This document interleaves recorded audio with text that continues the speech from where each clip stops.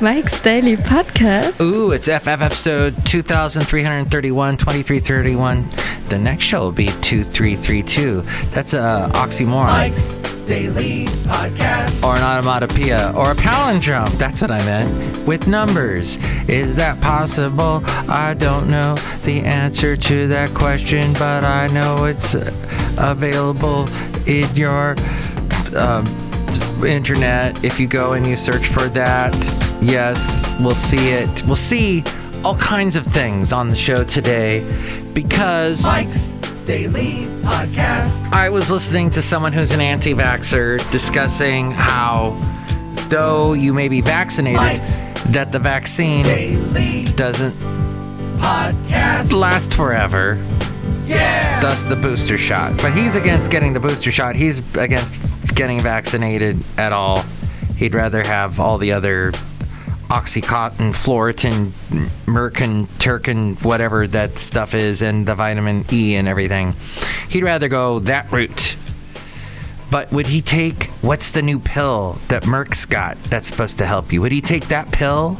Would he take anything from any of the big pharma? I think he might be a little afraid of that. That's kind of where we'll dive into. And I was surprised when I looked at some of the information that was available through a .gov website. Oh, it's a government website. Does that mean it's lies? Yeah, but it's saying some things that maybe you would think the government wouldn't say. So we'll look into that. But I was telling you on the last podcast how trying to catch a feral cat. How do you catch a feral cat? You have to be very stealthy and careful because they're wily. They're wily cats. In fact, the feral cat charity service that helps feral cats with a volunteer system, I think it's called Island Cats or something like that. And I think it's because it's on Alameda Island is where they originate from. They told us, even though we have...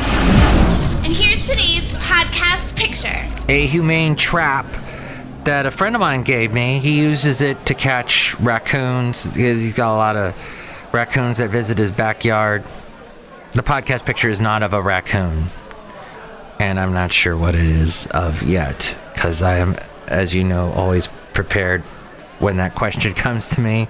I'll tell you in just a moment. But yes, he uses it all the time, and we try to use it, but the cat was, no, I'm not going inside that. Even if there is food in there, not going to go in there. So, we'll see what happens. They're going to supply us this. That's right, Basil. Basil's like, I'd catch that cat for you, no problem. No problem at all. The late, great Basil the boxer. I think I'll pull a picture from the trip I took recently. Either from Texas or Florida. We'll see it at mikesdailypodcast.com. It'll be awesome. So yeah, the charity group for catching feral cats said, hey, we will supply you with a trap and we're going to teach you how to use it. So we'll see how that goes. The continuing story of the trap of the feral cat patches. Rodler is basically a house cat now. That was a feral cat that just adopted us and took us over. He went through also a feral cat care service, and they got him his shots and got him fixed and everything, and he got his shots. Now, should you get your shots? Levels of antibodies that can neutralize COVID-19 begin to decline weeks after people receive the vaccine. Now, let's see. I got mine back in May, so it's been quite a while now. Booster shots may be needed to extend protection, particularly against new variants. This from the National Institutes of Health website, U.S. Department of Health and Human Services. And this is nih.gov. Viruses also mutate over time.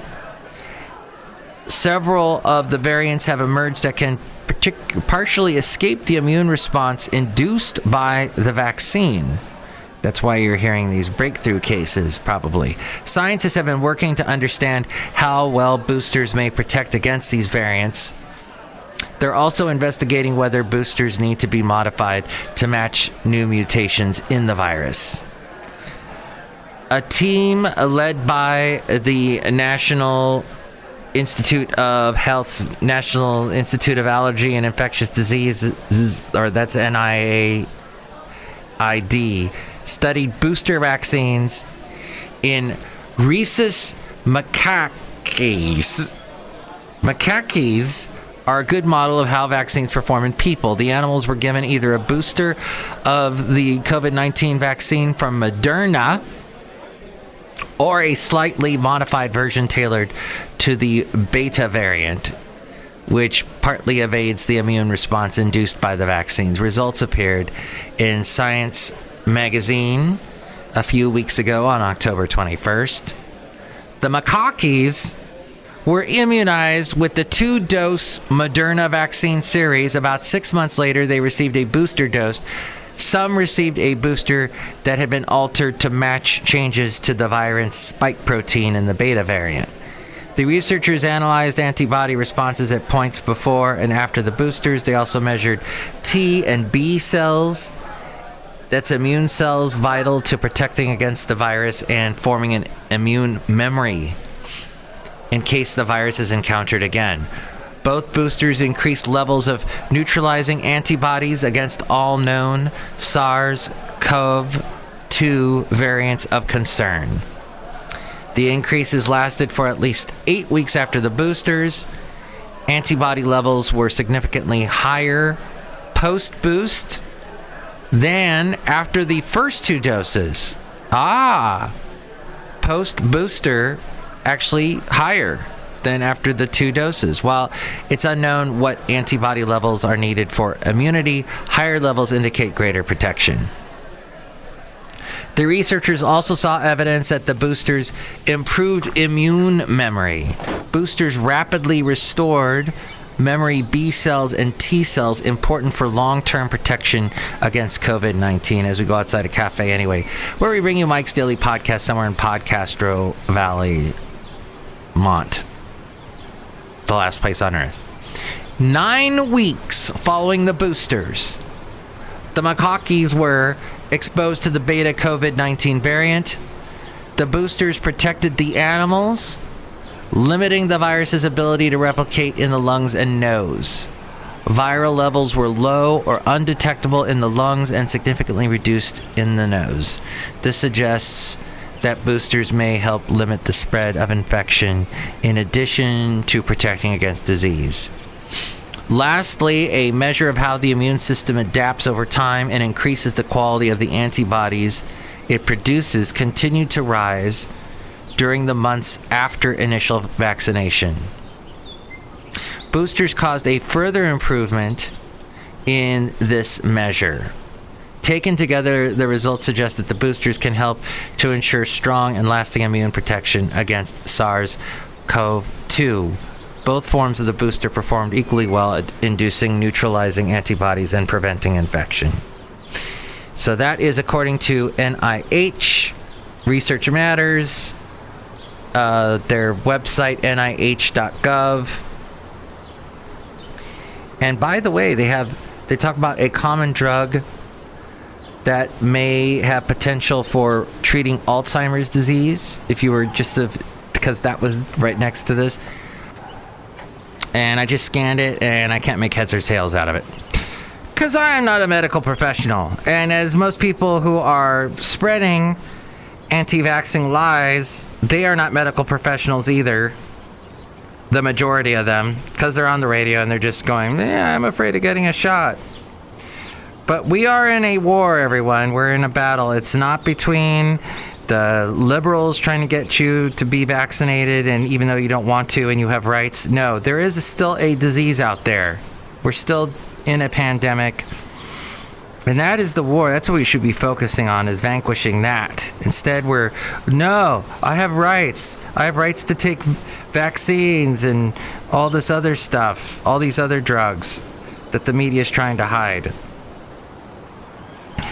But maybe the war is actually on common sense. Who knows? But we're outside a cafe anyway, somewhere in Podcastro, Valentino, the last place on Earth.